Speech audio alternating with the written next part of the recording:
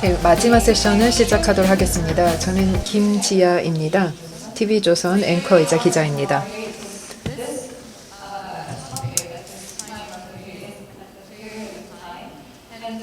이번 세션의 좌장 역할을 맡을 수 있게 되어서 기쁘게 생각합니다. 이번 세션의 제목은 세상을 바꿀 리더십 영파워입니다. 여기 6분을 모셨고 저희가 안타깝게도 60분밖에 없기 때문에 바로 시작을 하도록 하겠습니다. 패널분들을 잠시 소개드리도록 하겠습니다.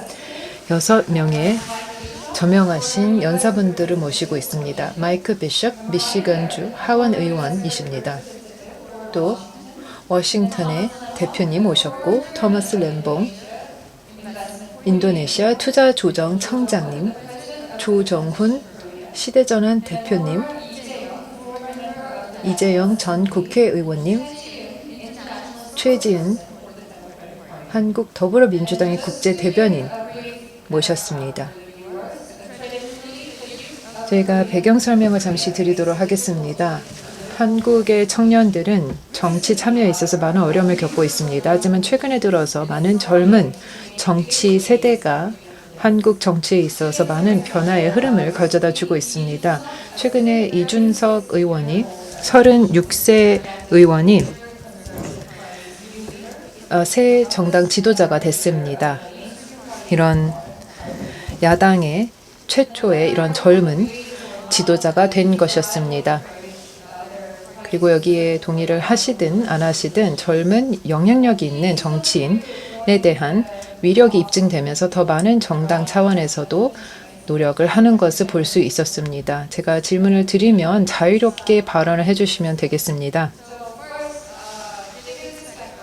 우선 이런 배경 설명을 간단히 말씀을 드렸는데요. 그렇다면 여기 계신 조정훈 대표님께 이 이준석 현상이라고 하는 이 바람이 왜 한국 정치계에 불러왔는지, 그리고 이것이 젊은 세대에게 어떤 영향을 미쳤다고 생각하시는지, 한국 정치에 더욱더 참여하게 될 것이라고 생각하시는지 궁금합니다. 예, 감사합니다. 저를 초청해 주셔서 이번 좋은 컨퍼런스에서 말씀을 드릴 수 있게 되어서 기쁘게 생각합니다. 함께 할 수 있게 되어서 기쁘게 생각합니다. 좋은 질문 주셨는데요. 전 2개 답변을 드릴 수 있을 것 같습니다. 우선은 실망감이 있었다라고 말씀을 드릴 수 있겠습니다. 한국 젊은 세대가 한국 정치를 보면서 굉장히 실망감을 느꼈고, 그리고 한국 사회에 대한 전반적인 실망감이 있었던 것 같습니다. 그 이준석 당대표 당선이 됐다라는 것은 사실 저는 그렇게 놀랍지 않습니다. 왜냐하면 청년들의 목소리, 그리고 청년들의 요구사항이 요구사항이 일반적인 한국의 정치 프로세스 또 의사결정 과정에서 그렇게 진지하게 받아들여지지 않았기 때문에 그렇습니다. 그래서 이게 굉장히 흥미로운 변화인데, 보통 이제 청년 세대, 젊은 세대는 보통 우리가 생각할 때 정치에 많은 관심을 가지고 있지 않다라고 생각합니다. 여러 가지 이유가 있겠는데요. 그래서 뭐 이준석이 당대표가 된 것에 대해서 알고 있냐라고 여러 젊은 친구들한테 물어보면은 정치에 대해서 관심이 없는 청년들도 여기에 대해서 좋게 반응을 하고 긍정적이다라고 얘기를 하더라고요. 이것이 유의미한 어떤 긍정적인 변화 혹은 신호라고 생각합니다. 이제는 더 이상 청년 세대가 조용히 침묵할 것이지 않을 것이다. 오히려 이제 청년들이 계속해서 목소리를 내고 오히려 이제 투표의 힘을 보여주지 않을까라고 생각합니다. 그렇다면 이번 이 흥미로운 하나의 신드롬, 이준석 신드롬이 어떤 방향으로 갈까요? 여기에는 2가지를 생각해 볼 수 있다고 보고 있습니다. 저희는 저희 사회가 영웅을 필요로 하지 않는 것 같습니다. 어떤 특정 정치인, 굉장히 특별한 배경이 있다라고 한들 가장 뛰어난 문제 해결자가 아니라는 점을 알게 됐습니다. 젊은 그 당대표, 이준석 대표뿐만이 아니라 다른 젊은 정치 지도자들, 그리고 젊은 정치인들은 지금부터 우리가 얼마나 효과적으로 정치 기반을 할 수 있는지를 보여줘야 되고 발휘를 해야 된다고 생각합니다. 이런 새로운 플레이어들이 링에 입장을 한 것 같습니다. 제가 아는 다른 국가보다 한국이 그것을 더 잘한다고 생각을 합니다. 하지만 링에 빨리 사람을 올리는 것도 잘하지만 만약에 그 사람이 실적을 잘 보여주지 않는다면 바로 그 사람을 내리기도 합니다. 그래서 지금 청년 세대에게 새로운 기회를 주고 있는 것 같습니다. 그 이전에 대한민국 19대 국회 같은 경우에 김광진, 장하나 의원의 국회에 입성했었던 때가 기억납니다.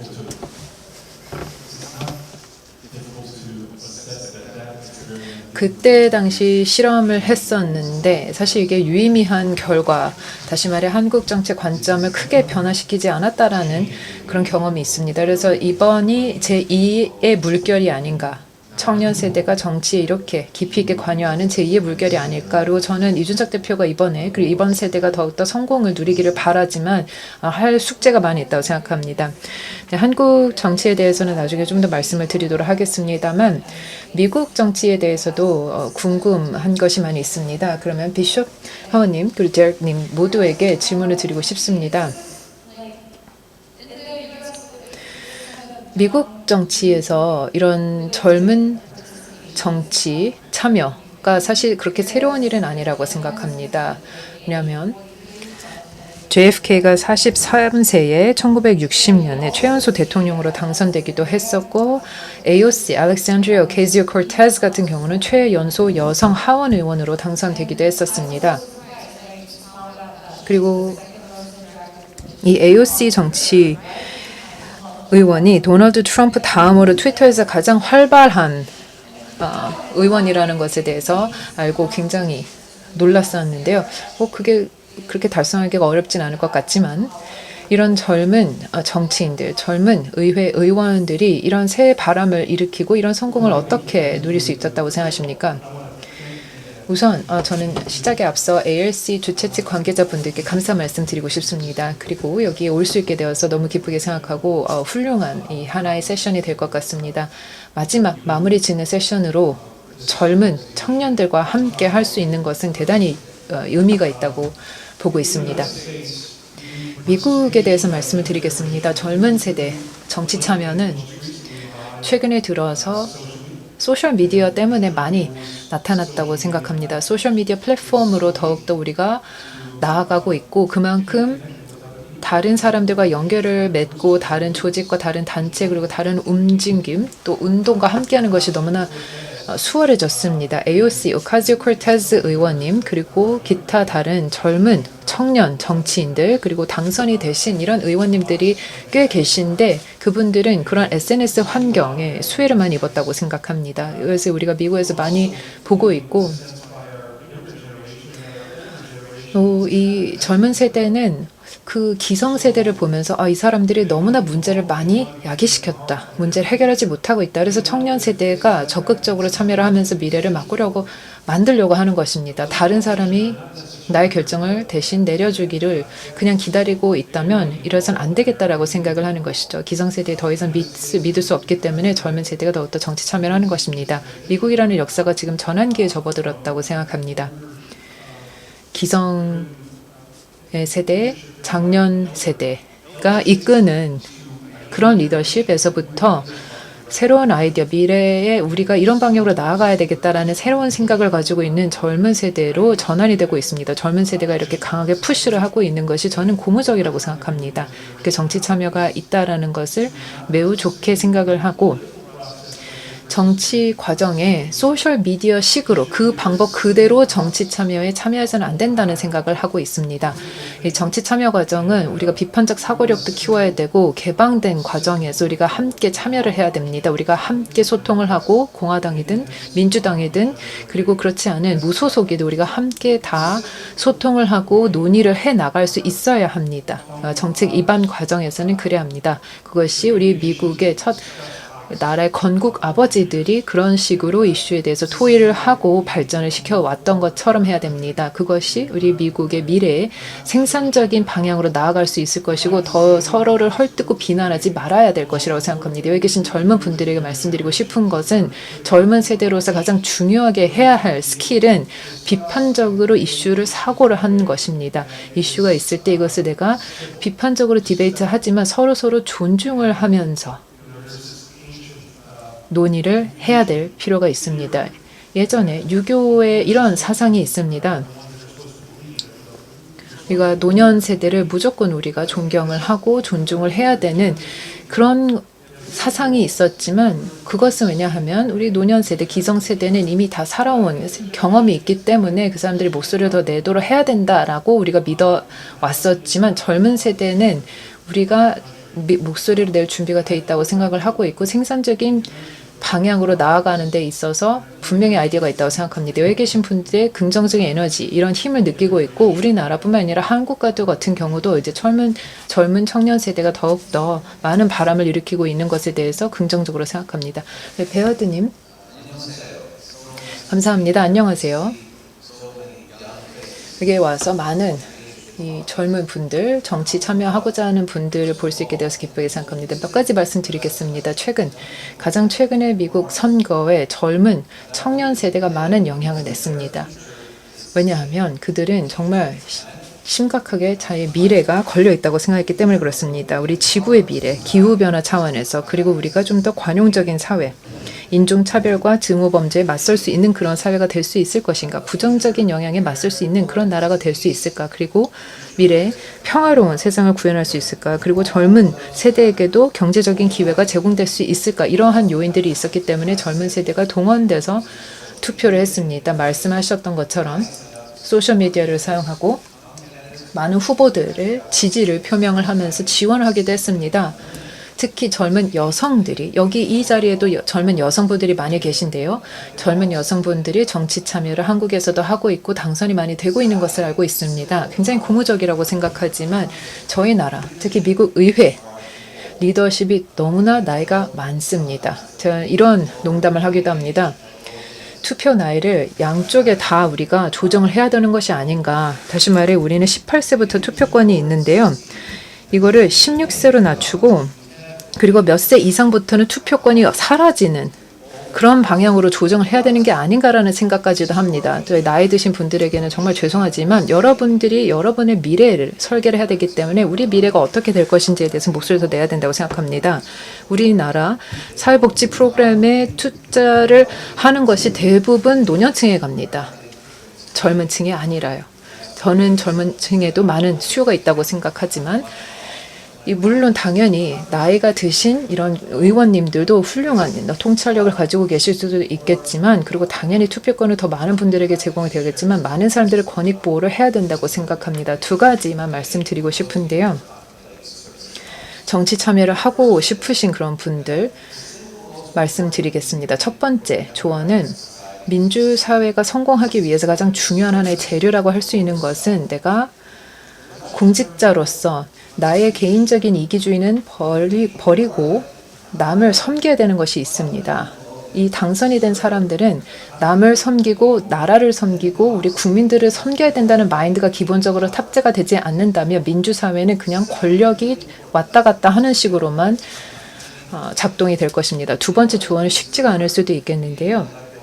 당선이 되기 위해서는 나중에 내가 이것을 잃을 수도 있다라는 생각을 해야 됩니다. 다시 말해 어떤 경우에는 내가 꼭 정당에서도 싫어할 수도 있고 그리고 지지자들이 싫어할 수도 있고 유권자들이 싫어하고 언론에서도 싫어할 수 있지만 내가 생각했을 때 이슈에 대해서는 이 방향이 맞다. 이게 쉽지가 않더라도 이 방향이 맞다라고 하면 확고하게 그 방향으로 나아가야 됩니다. 젊은 청년 세대는 두려움이 없습니다. 나보다 더 큰 대의를 위해서 이것을 섬겨야 되겠다는 생각을 하고 있고 미래를 생각하기 때문에 어려운 질문을 자주 던집니다.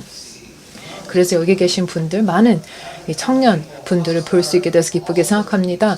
젊은 세대, 그리고 심지어 셀레브리티, 그리고 가수분들도 이렇게 적극적으로 나서는 것을 보고 굉장히 기쁘게 생각합니다. 제가 소셜미디어 얘기를 했었는데요. 한국에서 소셜미디어가 역시 굉장히 인기를 많이 끌고 있습니다.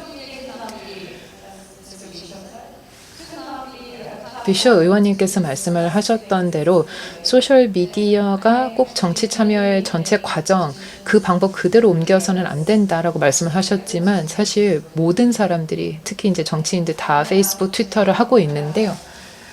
저희 이재명 의원님께 질문 드리고 싶습니다. 소셜미디어 참여, 정치인의 소셜미디어 참여를 어떻게 생각하시는지 어떤 장단점이 있다고 생각하십니까?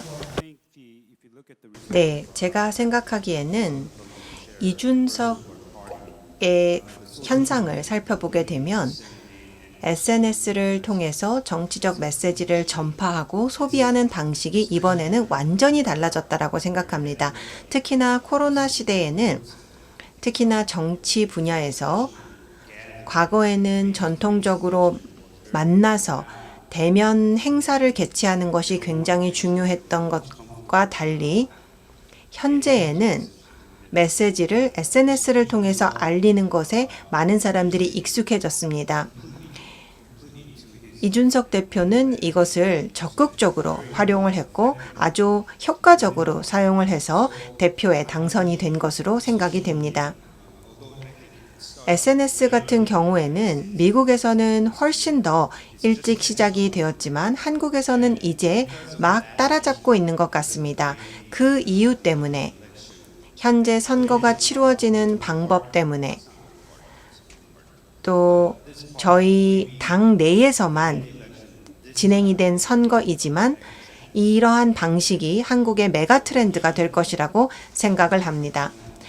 앞으로 모든 것이 정상화되더라도 메가 트렌드가 될 것이라고 생각합니다. 젊은 세대는 기술을 잘 활용하고 SNS를 잘 활용하기 때문에 정치에 참여를 하고 또 과거에는 메시지를 전달할 수 없었던 세대에게 새로운 방식으로 메시지를 전달할 수 있는 수단이 되었기 때문입니다. 젊은 세대가 보다 적극적으로 정치에 참여하기 위해서는 우리의 체제 자체를 일부 변경하는 것이 필요합니다. 비숍 전 의원님께서 말씀을 해주신 것처럼 투표 연령도 낮춰야 합니다. 저희 같은 경우에는 최근에 18세로 하향 조정했죠. 그렇지만 이것을 다시 16세로 혹은 그 이하로 조정하는 것도 생각해 볼 만하다고 생각합니다. 그렇지만 그 이전에 우리는 중학생이나 그 이하의 학생들에게 정당 참여가 법적으로 금지되어 있는데 그 또한 바뀌어야 한다고 생각합니다. 이준석 현상을 생각을 해보면 새로운 세대가 대표직을 맡았습니다. 그런데 과거를 생각해 보면 이미 10년째 정치에 참여하고 있고 2012년부터 당에 참여를 해왔습니다. 그리고 이 10년이 지나면서 지속적으로 선거에도 참여를 하고 또 굉장히 텔레비전에서도 많은 인기를 끈 정치에 대한 평론을 하는 사람으로 참여를 했습니다. 저희 당에서 10년 넘게 참여를 하셨기 때문에 굉장히 이미 경력이 많은 정치인이 되었죠. 이와 같은 플랫폼을 젊은 세대에게 일반적으로 제공해야 한다고 생각합니다. 우리의 시스템을 바꿔서 시스템 전체적으로 젊은 세대들을 정치에 자유롭게 참여할 수 있도록 적극적으로 참여할 수 있도록 해주어야 하고 이것이 우리의 과제라고 생각합니다. SNS에 대해서 말씀을 드리면서 토마스 램봉 청장님께 질문을 드립니다. 인도네시아의 정치와 관련을 해서 SNS가 어떻게 활용되고 있는지도 듣고 싶고 인도네시아의 정치에 대해서도 듣고 싶습니다.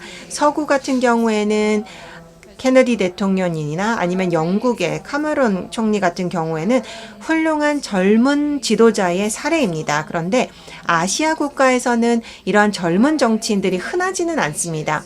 그런데 인도네시아 같은 경우에는 지금 현재 큰 변화들이 일어나고 있고 아주 젊은 대통령의 당선을 거쳤고 또 시장 선거에서는 20대, 30대 당선인도 나온 것으로 제가 들었습니다.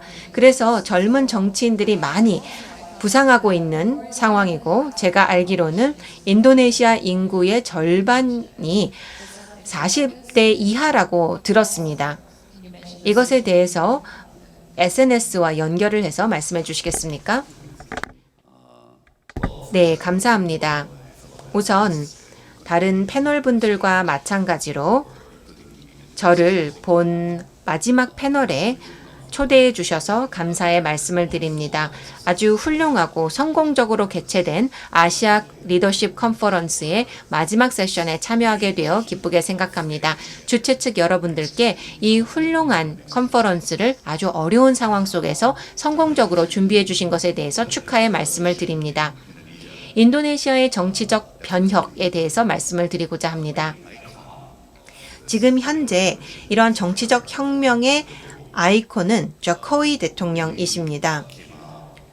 저희 대통령은 크게 주목받지 못한 상황에서 중소도시의 시장 출신입니다. 자바주에 있는 이 중소도시의 시장으로서 사실은 잘 알려져 있지 않는 인물인데 전자투표를 했기 때문에 당선이 가능했다라고 봅니다. 물론 SNS를 굉장히 잘 활용하셨죠. 그래서 SNS 전략이 당선에 큰 역할을 했고 지금 현재도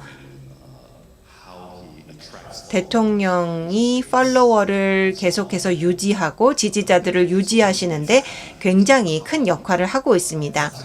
이와 같은 SNS 사용은 그 이후에 후보들에게도 벤치마킹이 되고 있습니다. 지금 현재로서는 지나쳐지고 있기도 합니다. 그래서 지나치게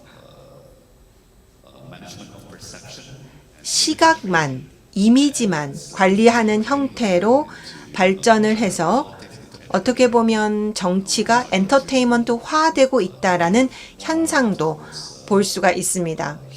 그래서 유머 쪽 그리고 흥미 위주의 이미지 메이킹이 생겨나게 되어서 내실 있는 이슈의 접근이 부족해지고 있습니다. SNS 중심의 정치가 발생을 하게 되면 당연히 젊은 층이 가장 SNS를 잘 활용하는 층이기 때문에 이러한 현상이 발생을 할 수도 있습니다. 그런데 몇 가지만 더 말씀을 드리고자 합니다.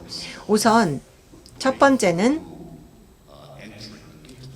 정치에 참여하는 아웃사이더들이 필요합니다. 젊은 세대뿐만 아니라 좀 더 많은 비전통적 정치적 배경을 가진 사람들이 정치에 들어오고 정부에 참여하면 좋을 것 같습니다. 하나의 작은 사례는 조코이 대통령이 2015년에 제가 저를 투자조정청장으로 임명을 한 것이 하나의 사례입니다. 저는 관료 출신도 아니고 정치 출신도 아닙니다만 지금까지는 잘 청이 운영이 되고 있습니다. 그래서 시스템 밖에 있던 사람들을 시스템 안으로 끌어들이면서 시스템을 한번 흔들어 놓는 결과를 갖게 되었습니다. 함께 한 패널 분들께서 이미 이 부분을 말씀을 해 주셨지만 시스템들이 오랫동안 존재해 오면 어떻게 보면 변화가 어려운 형태가 되기 때문에 외부에서 완전히 새로운 사람들을 수혈하는 것이 중요하다고 생각합니다. 두 번째로는 우리가 또 관심 가져야 하는 부분이 바로 오늘 개최되고 있는 ALC의 주제인 신뢰 구축입니다. 신뢰를 재구축한다. 이 부분이 굉장히 중요합니다. 지난 20년을 돌아보고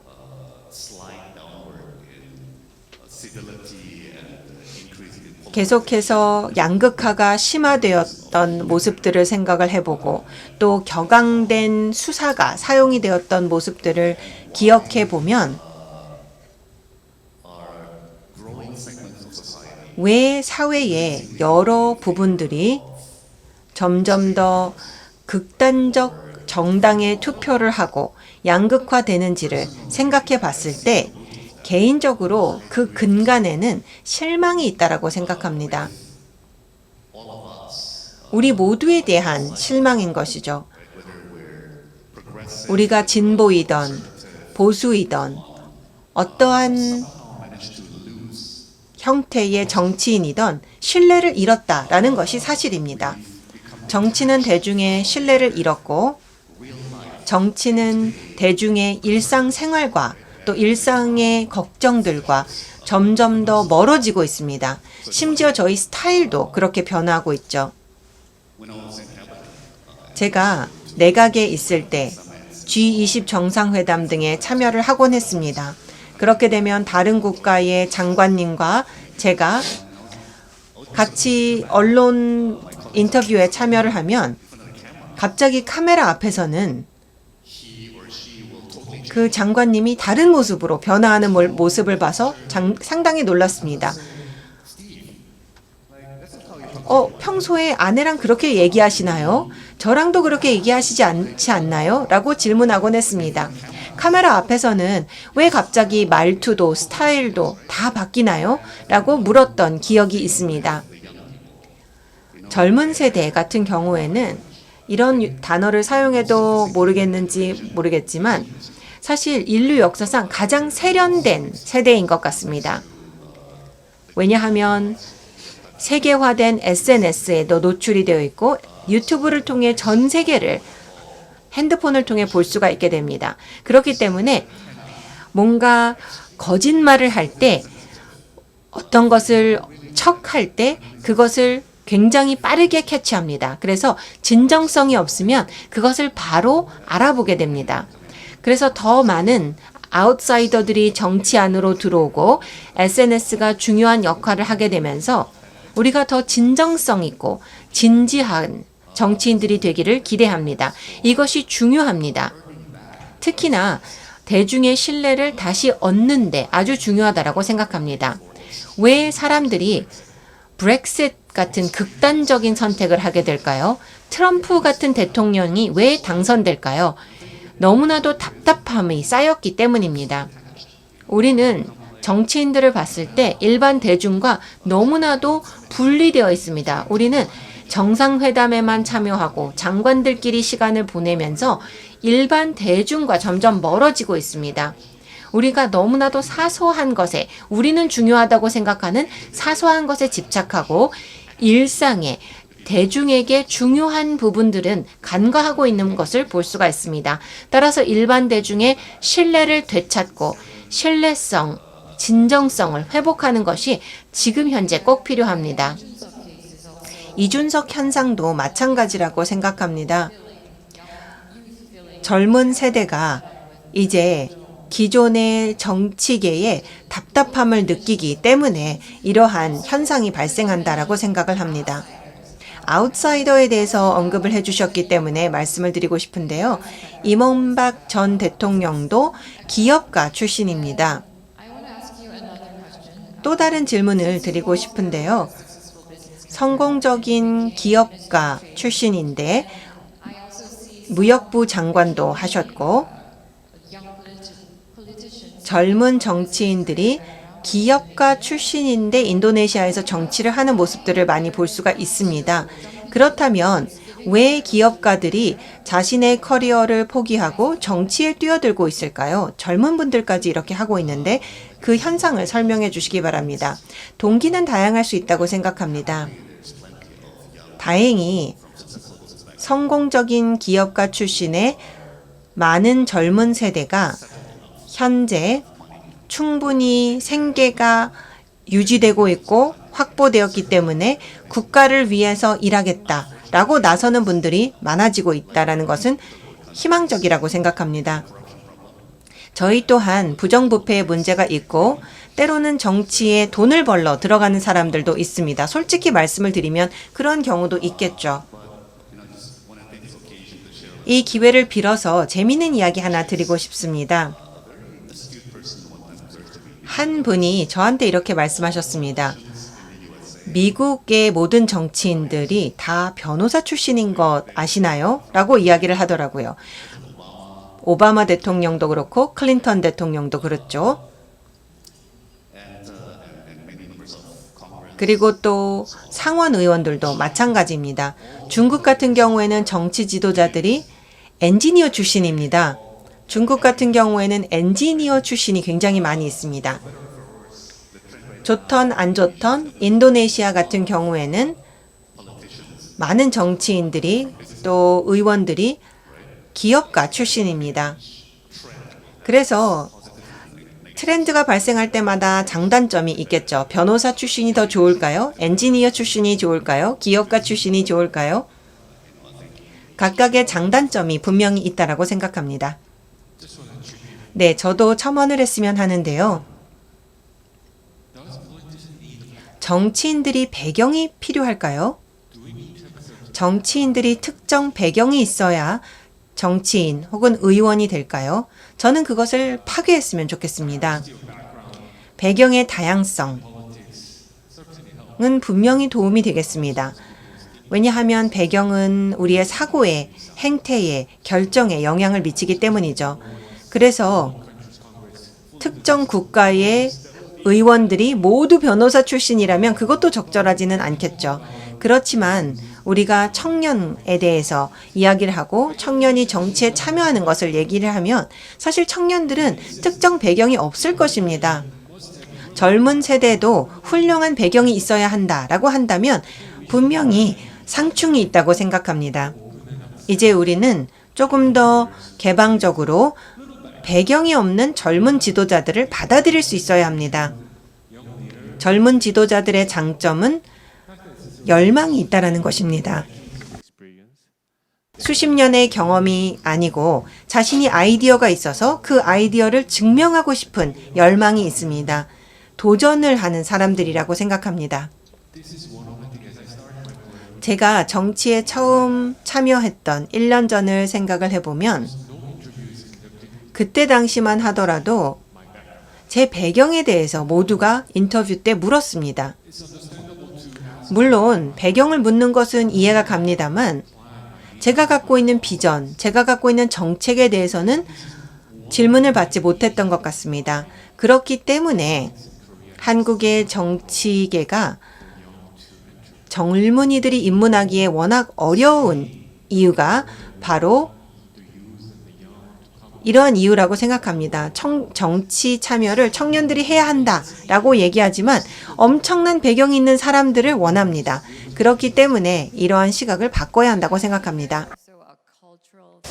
제 생각에는 문화적인 측면도 있는 것 같습니다. 한국과 아시아 같은 경우에는 그 노인공경의 문화가 있습니다. 이게 유교 사상으로 인해서 많은 영향을 받은 것이 사실입니다. 그 나이를 굉장히 나이 든 세대를 공경하는 것입니다. 그 외에도 다른 장애물이 있긴 있지만 이것 때문에 이제 젊은 세대가 정치 참여를 하는 것이 굉장히 어렵고 목소리를 당차게 내고 그리고 정치에 영향력을 내는 것에 대해서 어려움을 느끼고 있는 것 같습니다. 전 최재은 대변인님께 질문을 드리고 싶습니다. 이제 정치계에 몸담게 되었고 젊은 나이에 들어가시게 됐습니다. 어떤 이유로, 무슨 이유로 정치에 참여하시게 됐는지, 그리고 어떤 장애물이 있었다고 생각하시는지, 그리고 그 당 내에서 목소리를 내는 게 얼마나 힘드셨나요? 제가 40입니다. 우선 워낙 이제 우리나라에서는 나이가 중요하기 때문에 40이라는 얘기를 먼저 드리겠고요. 저는 그렇게 나이가 어리다고 생각하지 않지만 정치계에서는 제가 굉장히 나이가 어린 사람이라고 많은 분들이 생각하시는 것 같습니다. 저는 월드뱅크에서 선임 경제학자로서 DC에서 일을 하고 있었습니다. 정책 입안가 분들에게, 여러 국가의 분들에게 경제 정책에 있어서 많은 자문 역할을 하고 있었고, 그리고 한 16년 동안 일을 해왔습니다. 그래서 저는 제가 그렇게 정치에 입문할 것이라고 생각은 절대 하지 못했습니다. 특히 한국에서 이렇게 할 것이라고 생각하지 못했지만 민주당이, 저희 여당이 저에게 전화를 걸어서 당에 참가를 하겠냐, 가입을 하겠냐라고 물어보셨고, 저는 사실 처음에는 어떻게 될지 몰랐습니다. 하지만 나라가 부르면 가야 된다, 나는 섬겨야 된다라는 생각을 했었고, 그래서 월드뱅크를 떠나고 한국에 돌아오게 됐습니다. 그래서 제가 진입하게 된 경로라고 할 수 있는 것은 이게 쉽지만은 않았습니다. 순탄하지는 않았습니다. 작년에 부산에 제가 지방 선거에 갔었지만, 제가 참가를 했었지만, 지긴 했었지만, 이제 그렇게 표차가 크진 않았습니다. 그 외에는 제가 민주당 내에서 다양한 역할을 취했고, 그리고 제가 서울대학교 개건교수로 있으면서도 계속해서 민주당에 많은 자문 역할을 하고 있습니다. 제가 다른 패널 분들께서도 말씀을 해주셨지만, 이 청년 세대가 정치 참여를 하는 것은 세계적으로 나타나는 현상입니다. 한국뿐만이 아닙니다. 실업률이 굉장히 높고, 그리고 빈부격차가 너무 커지고 있기 때문에 이게 이 근원에 있지 않나 생각합니다. 청년 세대가 여기에 대해서 만족해하지 않고, 그리고 우리를 더 잘 대변할 수 있는 정치인들을 원하는 것이죠. 그래서 이 근본적인 문제를 먼저 해결하지 않는다면 이 추세가 계속 이어지지 않을까. 계속해서 젊은 세대를 찾을 것 같습니다. 하지만 문제는 이런 문제는 특히나 한국에서 두드러지게 나타나고 있습니다. 좌장님께서 말씀하셨던 대로 이 유교 사상이 워낙 저희 문화 뿌리에 있기 때문에, 그리고 노인 공경이 굉장히 전반적으로 사회에서 자리 잡고 있기 때문에 그렇습니다. 지금 현 정부, 우리 청와대를 보시면 고위급 관리자의 평균 나이가 54세입니다. 이게 기존 이전 정부, 노무현 정부보다도 한 7년 이상 평균 나이가 더 높은 셈인데요. 정부 공직자를 우리가 당선할 때 앞서 말씀하셨던 대표님께서도 말씀을 하셨지만 경력을 우리가 굳이 볼 필요는 없지만 나이 같은 경우는 사람들이 보는 것 같습니다. 사람들의 스킬이라든지 역량이라든지 전문성, 그리고 몇 년 동안 일을 했는지 이런 것을 봐야 될 거라고 생각합니다. 나이만 볼 필요가 없는 것이죠. 지금 여당과 청와대도 이것을 잘 알고 있는 것 같습니다. 그래서 점점 이런 변화로 나아가고자 하고 있는 것 같습니다. 하지만 이런 변화는 그냥 젊은 세대 한두 명을 더욱더 고위 관리자, 고위 공직자로 두는 것만으로 해소될 것이라고 생각하지 않습니다. 제도적으로 우리가 뒷받침을 해서 청년 세대가 더욱더 정치 참여를 할 수 있도록 지원해야 될 필요가 있다고 보고 있습니다. 예를 들어서 예산을 조정을 해서 선거 관련된 그 지출 예산을 낮춘다든지, 혹은 청년 세대가 정당 정치에 참여할 수 있는 경로를 더욱더 마련한다는 것입니다. 예를 들어서 10대부터도 정치 참여를 할 수 있는 기회를 고루 제공을 해준다든가 하는 것이 있습니다. 그리고 그보다 중요한 것은 우리의 문화 자체를 바꿔야 되겠습니다. 이 리더십의 대표성을 더욱더 우리가 존중해야 됩니다. 한국의 지금 정치인들은 사실 굉장히 나이가 있고 우리의 전체 인구를 잘 대변하지 못한다고 생각합니다. 그래서 다양하고 포용적인 이런 정치인 분들이 우리 더 있어야지 이 사회에 있어서도 좋게 작용할 것이라고 생각하고 근본적인 하나의 해결책이 될 것이라고 생각합니다. 하지만 아직 갈 길이 멀다고 생각하고 있고, 다만 저희는 굉장히 희망을 가지고 있습니다. 오늘 이 자리를 통해서 볼 수 있다시피 청년 세대 정치인에 대해서 많은 사람들이 관심을 가지고 있고, 어떻게 하면 청년 세대가 더욱더 정치 참여를 할 수 있는지에 대해서 관심을 가지고 있기 때문에 좋은 방향으로 나가고 있는 것 같습니다. 전통적인 참가자로 생각하시나요? 혹은 비전통적인 정치인이라고 생각하시는가요? 어떤 면에서요? 저는 1980년생이기 때문에 밀레니얼 세대, MZ 세대 중에서는 좀 나이가 많은 편인데, 한국 정치계를 보면은, 한국 정계 같은 데를 보면은 많은 고위 공무원 분들이 60년대생이십니다. 그래서 청년 세대는 이것을 보고 굉장히 불만을 느낍니다. 청년 세대는 뭐 80년생, 90년대생이 많은데 이게 60년대생, 70년대생들과는 굉장히 서로 생각이 다르고, 이렇게 젊은 세대 같은 경우는 정계의 대표성이 없다고 생각합니다. 그리고 사회 다른 데 있어서도 롤모델이 많이 없는 것이 사실입니다. 그래서 여러 세대의 대표성을 확보하는 것이 매우 중요하다고 생각합니다. 저도 마찬가지입니다. 젊은 이 정치인들이 사실 세대 교체를 사실 요구하는 것이 아닙니다. 공존을 얘기를 하는 것입니다. 젊은 세대뿐만이 아니라 노년 세대도 장년 세대도 다 함께 고루 참여해야 될 필요가 있다고 생각합니다. 네, 그리고 한국의 민주당 그리고 청와대가 앞서 말씀하셨던 대로 비전통적인 접근을 채택해서 젊은 세대에 포용을 하려고 하고 있는 것으로 알고 있습니다. 젊은 세대의 정치 참여를 더욱더 적극 장려하려고 하고 있는데요. 이건 이제 이준석 현상 때문에도 더 나타나는 것으로 생각하긴 하지만, 민주당이 하나의 목소리, 당 내에서 하나의 목소리만 일관되게 나가야 된다라고 비판적으로 생각을 하는 분들이 계시고, 그리고 새롭게 입당하신 분들 같은 경우 여기에 반대 목소리를 내는 분들도 계십니다. 그래서 하나의 목소리를 내는 그런 정책에 반대 입장을 또 표명하는 분들도 계신데요.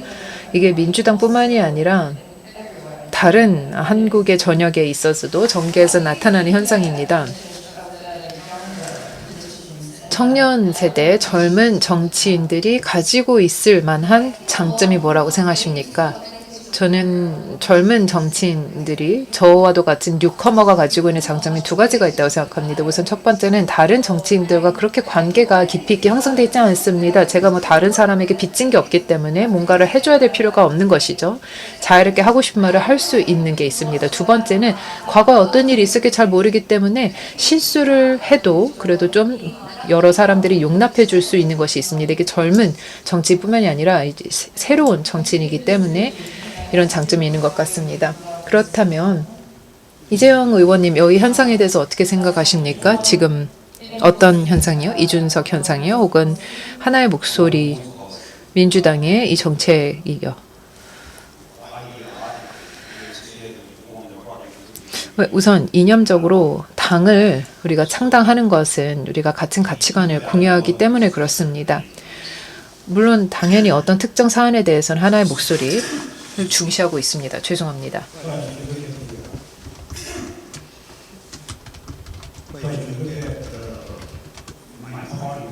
하지만 제가 속한 당을 보시면 이게 굉장히 거대 당인데 하나의 목소리를 내는 것이 굉장히 어렵습니다.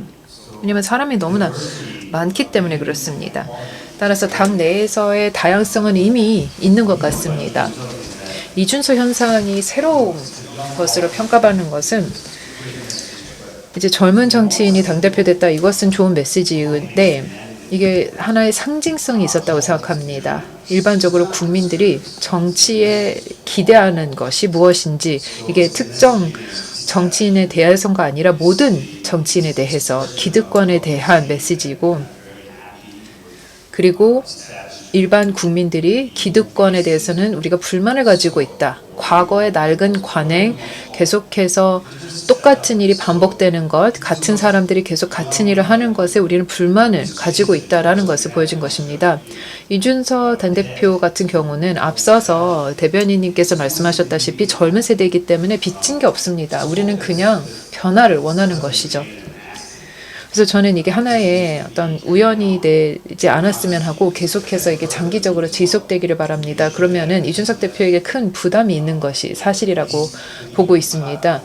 이런 플랫폼이 하나 열렸기 때문에 이것을 더욱더 크게 키워서 더욱더 젊은 세대가 정치 참여를 할 수 있도록 해야 되겠습니다. 그래서 새로운 전통을 만들어야 될 필요가 있습니다.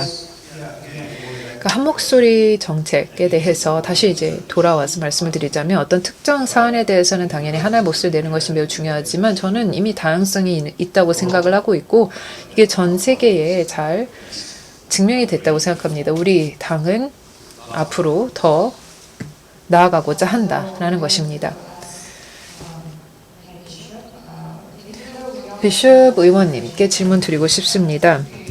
젊은 세대 그리고 기득권 세대, 기성 세대가 서로 다른 시기를 살아왔지만 함께 공존해야 될 필요가 있습니다. 그래야지 앞으로 더욱더 미래로 나아갈 수 있겠는데요. 그렇다면 이렇게 서로 세대가 다른 분들이 어떻게 하면 협력할 수 있을까? 여기 계신 모든 패널 분들에게 사실 드리고 싶은 질문이기도 합니다. 네, 그래서 제가 짧게 해야 되겠네요. 우선 같이 그렇게 협력할 수 있는 가장 좋은 방법은 계속해서 우리가 교두보를 만들어야 될 필요가 있습니다. 우리가 서로 논의를 하고 합의를 하고 해야 될 필요가 있습니다. 보통 중요한 이슈가 있습니다. 정치인들에게 있어서는 중요한 이슈가 굉장히 많이 있고 그렇지만 이제 일단 정계에 입성하게 되면은 또 나와 전혀 다른 생각을 가지고 있는 분들이 계십니다. 하지만 서로 우리가 얘기를 나눠야 되고 타협을 해야 되고 합의점을 찾아야 되는 것이죠. 그래서 모든 당선된 정치인들은 나이나 성별 그리고 인종과는 무관하게 여러 다른 의원들과 관계를 맺고 의원들과 다양한 토론을 할 준비가 되어 있어야 됩니다. 논쟁을 해야만 합니다. 다양한 관점과 다양한 시점에서 얘기를 많이 할 수 있어야 되고 그런 관계를 많이 구축해야 됩니다. 그래서 어떤 이슈가 있을 때 서로 존중하는 차분히 하지만 서로 비판적으로 건설적으로 논의를 할 수 있도록 해야 됩니다. 그게 젊은 세대에 있어서 하나의 또 장점이라고 생각합니다. 청년 세대는 서로 존중하고 잘 커뮤니케이션을 할 수 있기 때문에 이게 하나의 장점이라고 생각합니다. 네, 텀 멘봉 청장님, 제가 내각에 당시 있을 때 그때는 제가 통상장관 굉장히 젊은 축에 속하는 그런 장관이었습니다.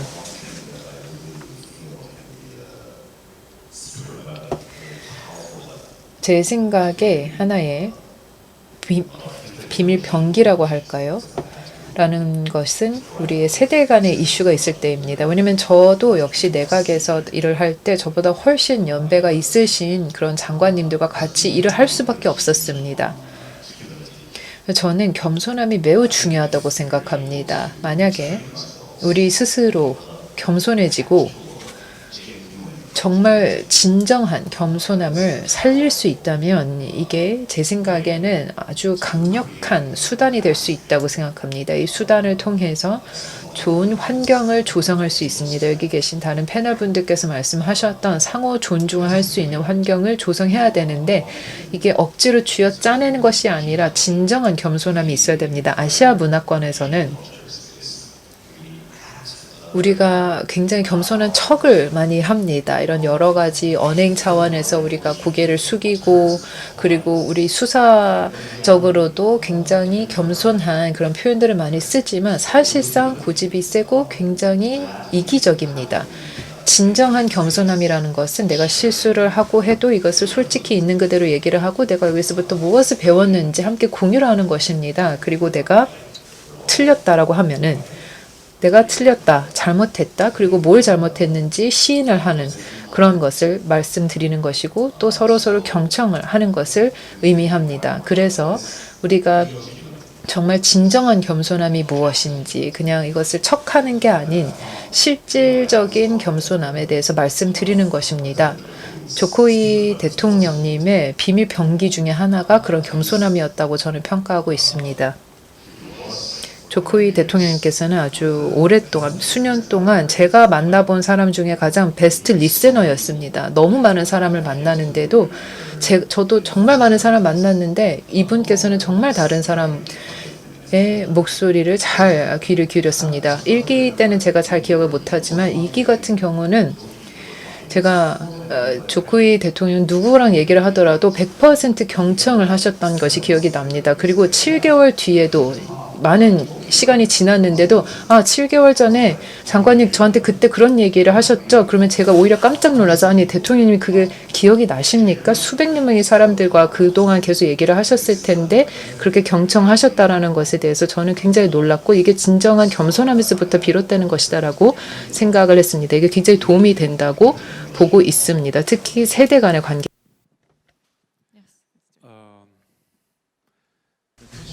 네.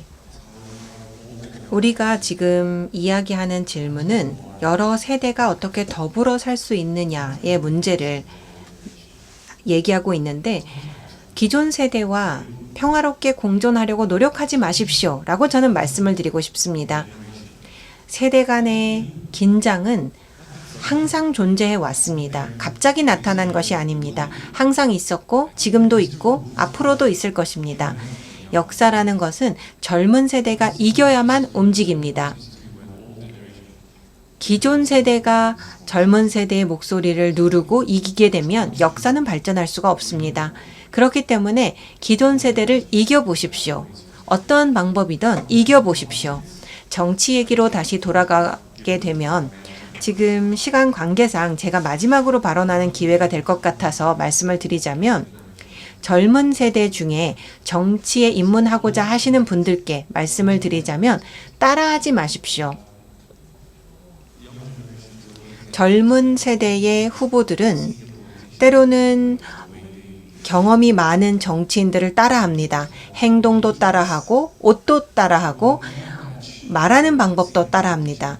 여러분들은 따라한다고 해서 그분들만큼 정치인답게 보이기는 어렵습니다. 그래서 여러분들만의 가치, 여러분들만의 메시지, 여러분만의 방식을 찾아야 합니다. 여러분들의 방식을 마음껏 뽐내십시오. 정치에서는 제가 생각하기에는 새로운 것만큼 큰 비밀은 없습니다. 신상이 항상 최고입니다. 새롭다라는 것만큼 귀중한 것이 없습니다. 여러분 모두는 신상입니다. 왜 기존의 제품을 따라가려고 하십니까? 제가 여러분들께 말씀드리고 싶은 것은 따라하지 마십시오. 정당의 운영 방식도 바뀌어야 할 것입니다. 한 목소리 정책, 그것도 바뀌어야 합니다. 저는 그것을 따르지도 않습니다. 저희 정당에서 저는 대표를 하는 입장이지만 사실 정당에서 많은 사람들이 자신의 목소리를 내고 있습니다. 저는 이것이 정말 환영하는 바입니다. 저는 40대 후반입니다. 40대 후반도 정당 노선을 따르지 않습니다. 저희는 그렇게 산 사람들이 아니기 때문입니다. 위계 질서에 따른 명령을 저는 좋아하지 않습니다. 젊은 세대는 전혀 명령을 따르지 않습니다. 관료주의적인 정치적 위계 질서를 전혀 따르지 않습니다. 여러분들은 여러분다운 모습으로 정치에 입문하시고 따라하지 마십시오. 마지막으로 말씀을 드리고 싶은 것은 정치에 잘 맞지 않으면 그냥 떠나십시오. 기존 세대 같은 경우에는 모든 성공적인 커리어는 항상 정치로 귀결되어 있습니다. 많은 사람들이 결국은 성공한 사람은 정치를 한다라고 생각했지만 이제는 그렇게 생각하지 않습니다. 여러분들에게는 정치 외에도 많은 기회가 있습니다. 그럼에도 불구하고 정치 입문을 하시고자 한다면 몇 년 동안 해보시고 여러분다운 모습을 유지하시고 잘 맞는다라고 생각하면 사회에 좋은 변화를 일으키실 것입니다. 그렇지만 안 맞으면 떠나십시오. 이러한 조언을 드리고 싶습니다. 네, 사실 이재용 의원님 말씀해 주시기 바랍니다. 네, 사실 제가 말씀을 드리자면 좀 지루한 말씀을 드려야 할 것 같은데요. 균형이 중요한 것 같습니다. 앞서 조정훈 대표님께서 말씀해 주신 것에 대해서 동의를 합니다. 배경이 있어야 정치인이 되는 것은 아닙니다. 특정 배경이 꼭 있어야 하는 것은 아닙니다. 그렇지만 정치라는 것은 결국은 중재를 해야 하는 것입니다. 사회에 뭔가 이슈가 발생을 했을 때 중재를 할 수 있어야 하고 서로의 의견을 경청할 수 있어야 하는데 물론 여러분들의 이념과 의견이 있을 수가 있겠죠. 그렇기 때문에 정치인이 되었겠죠. 그럼에도 불구하고 균형감이 있어야 하고 다른 사람들의 이야기에 귀 기울일 줄 알아야 합니다.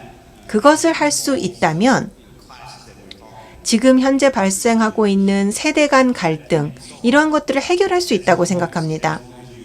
여러분들께서 어떠한 주제이든 열린 마음으로 접근한다면 아주 좋은 정치인이 되실 수 있는 잠재력이 있다고 생각합니다. 대담해야 합니다. 그리고 새로운 것을 시도해야 합니다. 이런 것은 분명히 우리 사회에 필요한 것들입니다. 그렇지만 정치와 관련을 해서는 균형감이 굉장히 중요하다고 생각합니다.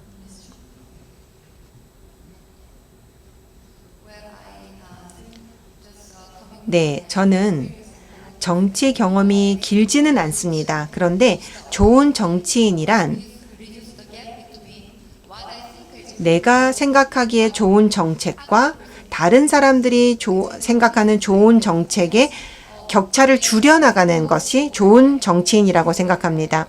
저는 경제인 출신이기 때문에 A가 시장에 제일 좋다라고 생각할 수도 있는데 정당에서 B를 추구할 때도 있겠죠. A와 B는 굉장히 다를 수가 있습니다. 그렇지만 좋은 정치인이란 A와 B의 격차를 줄이고 사람들이 정말 무엇을 원하는지를 보고 잘 실행하는 것이 좋은 정치인이라고 생각합니다.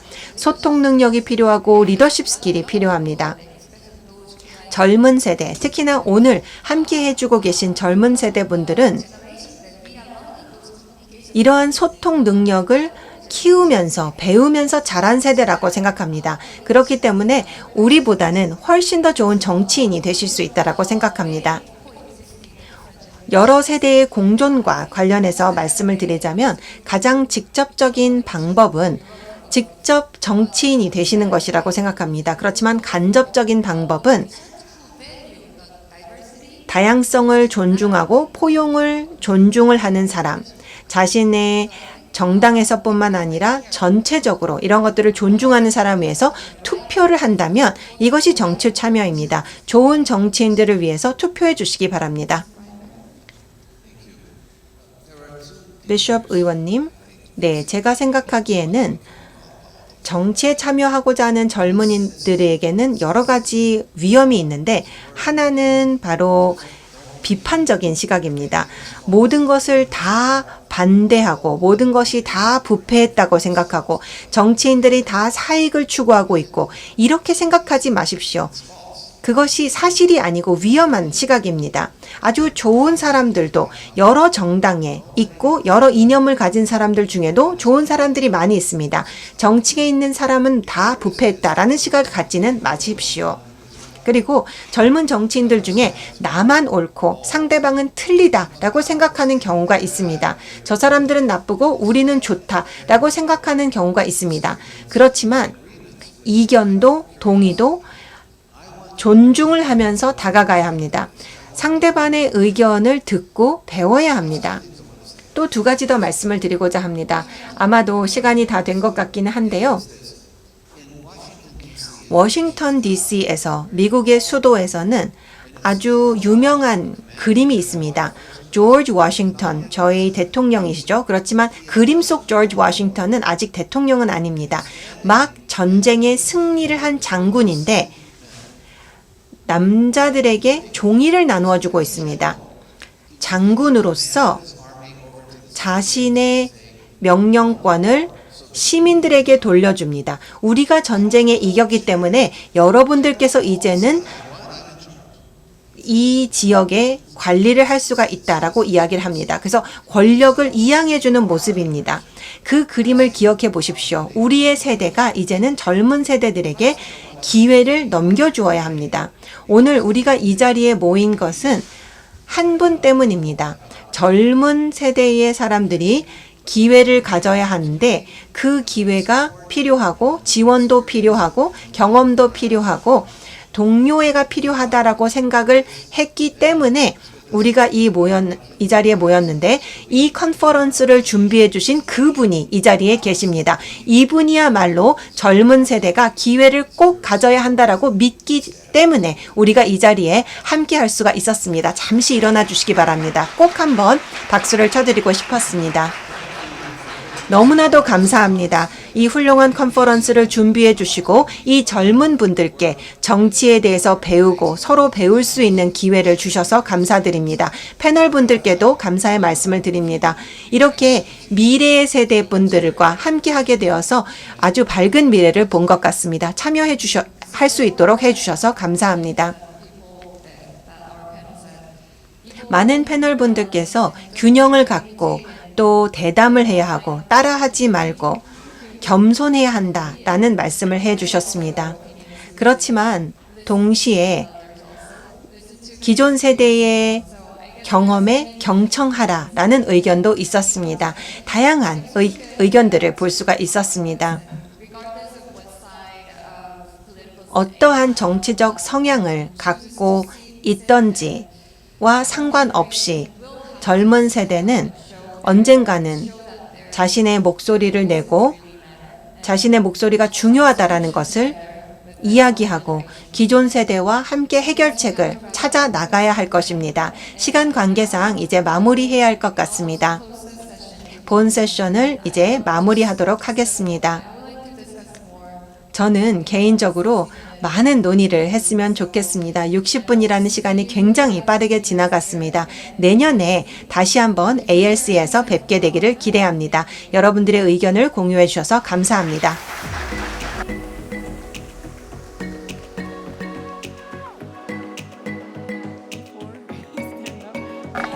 네.